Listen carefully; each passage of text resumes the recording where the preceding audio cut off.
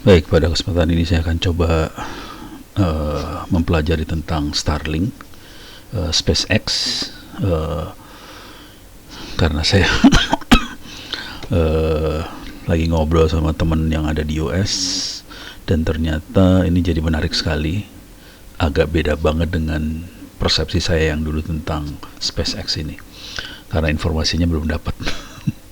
Jadi setelah lihat di Wikipedia, Starlink adalah satelit internet constellation. Konstelasi artinya banyak banget.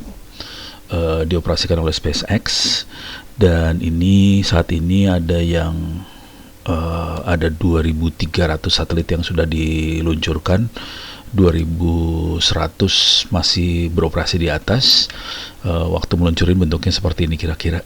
Jadi ini satelit semua kecil-kecil, banyak banget, dilemparin dari roket, dari peluncurnya. Ini 24 Mei 2019.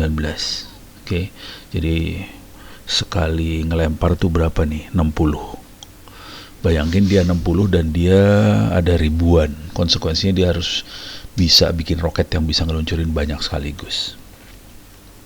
Tapi SpaceX ya duitnya kenceng ya, gila tuh orang. Elon Musk emang edan. Tapi intinya itu banyak banget dan dia ada di 29 country. Oke. Tadinya saya nggak percaya sih, jujur. Karena ribuan hampir mustahil lah. Ternyata ada yang gila ngelemparin. Nah, yang jadi menarik adalah delay-nya rendah. Saya mikir kalau satelit yang normal nggak bisa delay rendah seperti itu. Kenapa delay bisa rendah gitu ya? Terus juga bandwidth-nya bisa kencang banget. Nah, kuncinya ternyata ada di ketinggian sama bandwidth yang dipakai. Saya coba ngelihat ke ketinggiannya. Ini ada di mana tadi ya? Nah, ini dia. Awalnya ada 1.400 satelit di ketinggian 550 km. Frekuensinya nggak dikasih tahu di sini.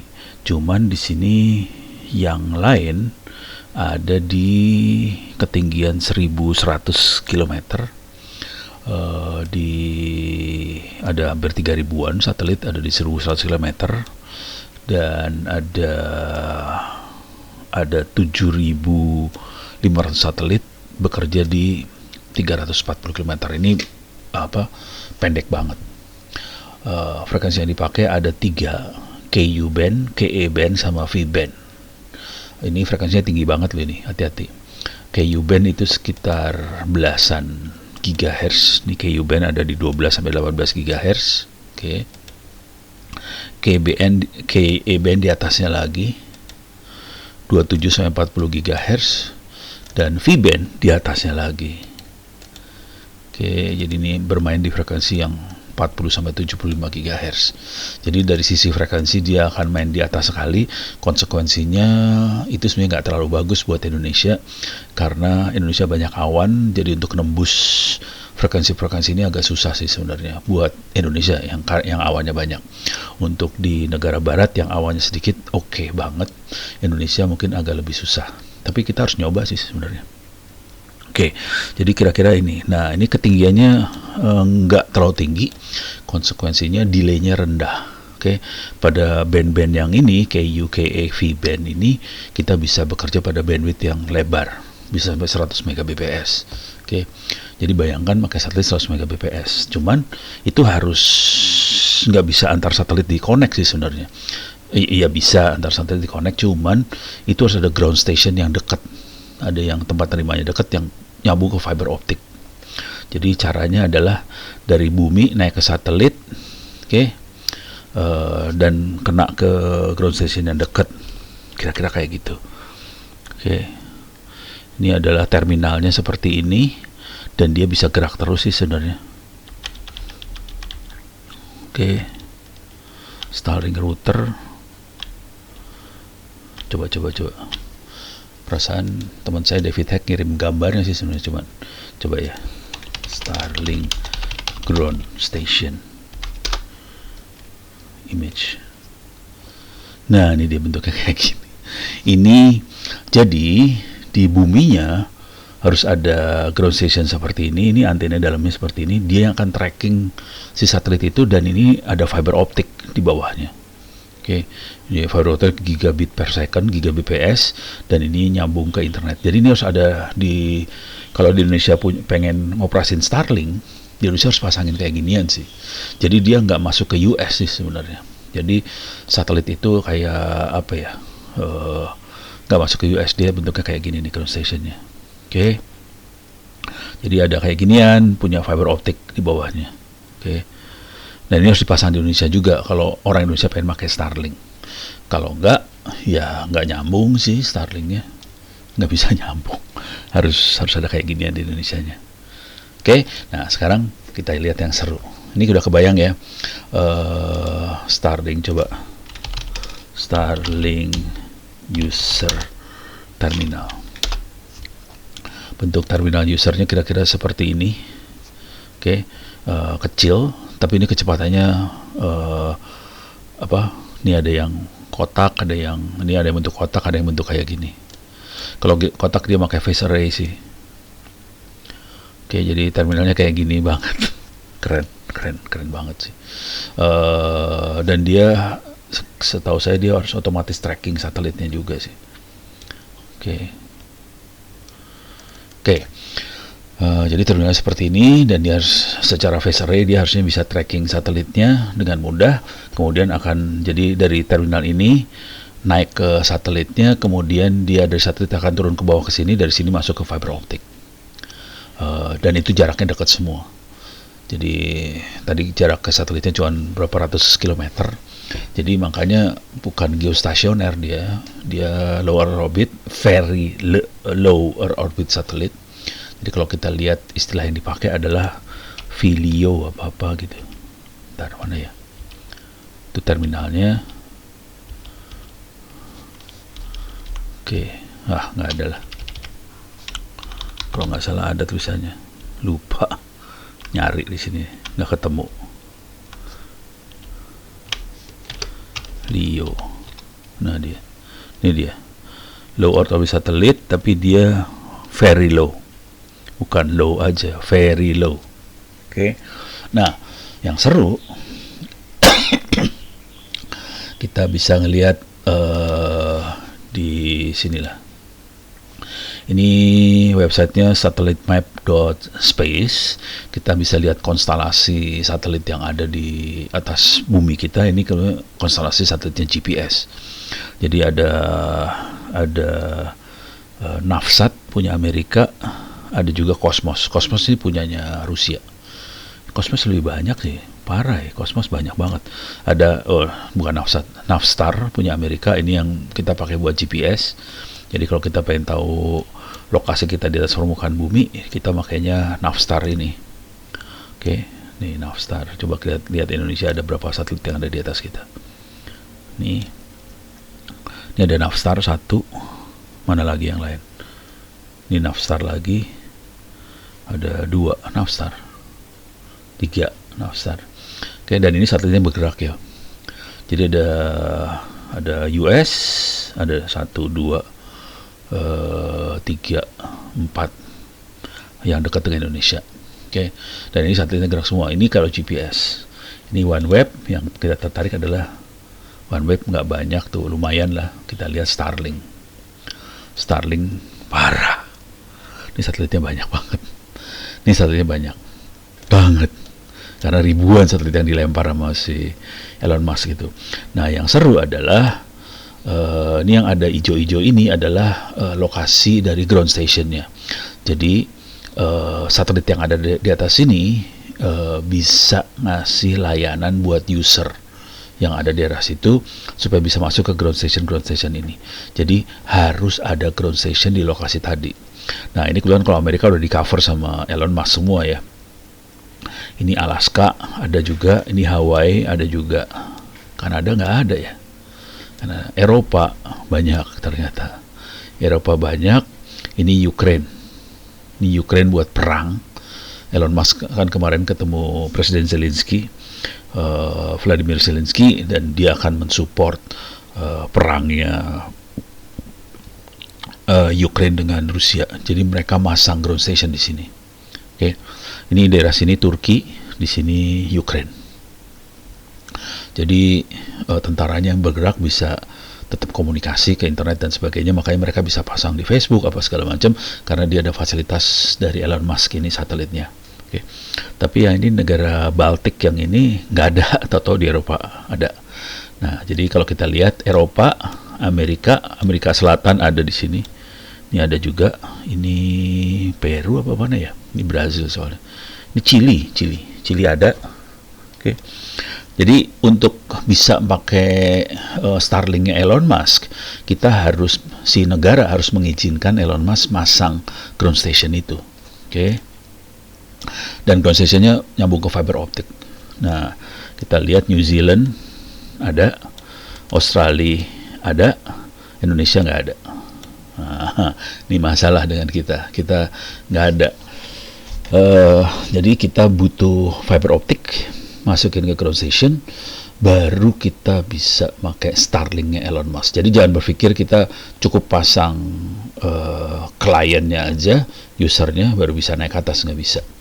Jadi kita harus masang. Kalau pemerintah Indonesia mengizinkan untuk memasang, yang terjadi adalah ini saya masuk ke website lain, starlinkstatus.space. Kita lihat salah satu klien yang ada di sini, klien dari satelitnya. Ini kelihatan di sini dia ngasih lihat delaynya dari ground station ke satelit masuk ke ground stationnya Starlink, masuk ke internet. Delaynya sekitar 100-an milisecond, 80, 51, 60. Ini di Eropa sekitar 130, di Australia sekitar 200-an milisecond. Ini Kuba, serius nih Kuba. Ya ini kayaknya Florida sih, bukan Kuba. Kalau di sini berapa? Australia, New Zealand nggak ada datanya. Jadi delaynya sekitar segituan, antara 50 sampai 200-an. Nah, sekarang kita lihat bandwidthnya berapa di sini. Ini share station 633.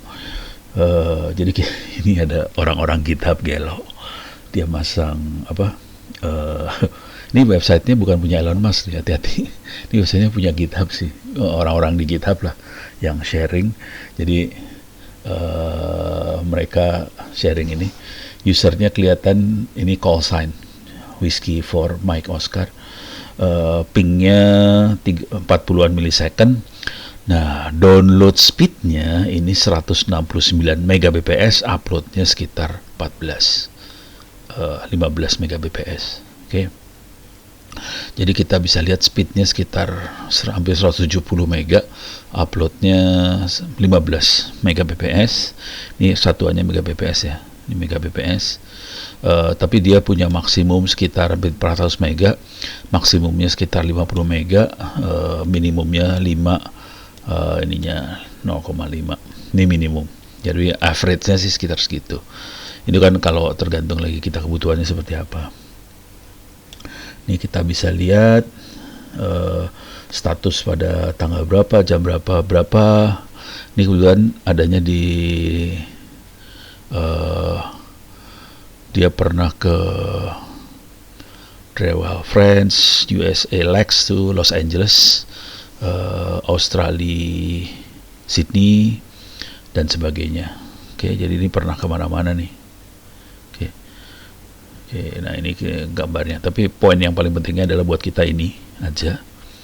Oke, berarti kalau kita pakai Elon Musk, kita bisa punya kecepatan hampir 400 Mbps download, uploadnya sekitar 50 Mbps, kemudian pingnya oke banget sih. Cuman syaratnya tadi ini. Mana? Nih. Syaratnya kita harus ada ground station dipasang sama Elon Musk di daerah-daerah ini. Nah, untuk masang ground station yang bentuknya kayak gini ini ground station ini, kalau ini bukan user, ini Elon Musk yang masang, dan dia punya sambungan fiber ke internet di situ. Jadi satelitnya cuma buat tempat relay sementara aja supaya orang-orang ini bisa punya sambungan, tapi tetap kita butuh ground station yang dengan antena yang banyak ini. Oke. Nah, jadi kita perlu masang, yang ini. Ya, masang hal ini seperti di Australia, kita pasang, dan kita harus pasang terutama di Indonesia Timur. Kalau memakai Elon Musk, tapi ini semua pakai duit ya. Jadi ini pakai duit. Jadi saya sering kali dapat ini message di Google atau di YouTube, kenapa kita tidak pakai Starlink segala macam? Ya butuh ini ternyata. Kuncinya, rahasianya ada di ground station yang ini dia. Oke, dan itu harus dipasang. Kalau ini nggak dipasang, ya satelitnya Elon Musk cuma lewat aja, kita nggak bisa pakai, soalnya nggak akan bisa nyampe ke ground station ini. Dan ground station ini coveragenya, jadi harus pasang juga ground station di buminya, di bawahnya. Jadi bukan cuma satelitnya aja yang di atas, memang satelitnya akan muterin kita, cuma ada ground station di bawahnya supaya satelitnya bisa naik ke atas. Oke. Itu mudah-mudahan memberikan gambaran bahwa Starlink bagus, kecepatannya hampir 400 Mbps down, up-nya 50 Mbps, bisa kerja di daerah-daerah yang nggak ada internetnya, cuman tetap kita harus masang ground station ini. Okay. Kalau kita lihat ini taruh di Papua aja, berarti butuh berapa nih? Di Papua 1, 2, 3, ini daerah segini kan kira-kira mengcover Papua nih. Jadi mungkin butuh 1, 2, 3, 4, 5, 6, 7 ground station lah di sini. 7 lebih lah buat Papua aja.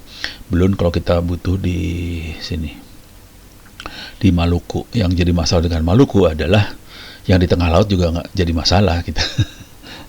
Tengah laut makin doa banget. Jadi nggak segampang itu juga sih. Tengah laut kan nggak ada ground station. Nah, pusing kepala lu gimana cara masuknya. Karena ngedelay ke internetnya susah kalau di tengah laut. Kalau di Papua mungkin masih gampang ya. Walaupun kita kemarin teman-teman Indosat ya kalau nggak salah ya, yang meninggal berapa orang, 13 orang gara-gara kelompok bersenjata Papua. Itu BTS-nya punya operator pegawainya, teknisinya ditembak mati ya, kacau. Udah dibantu ditembak mati, parah.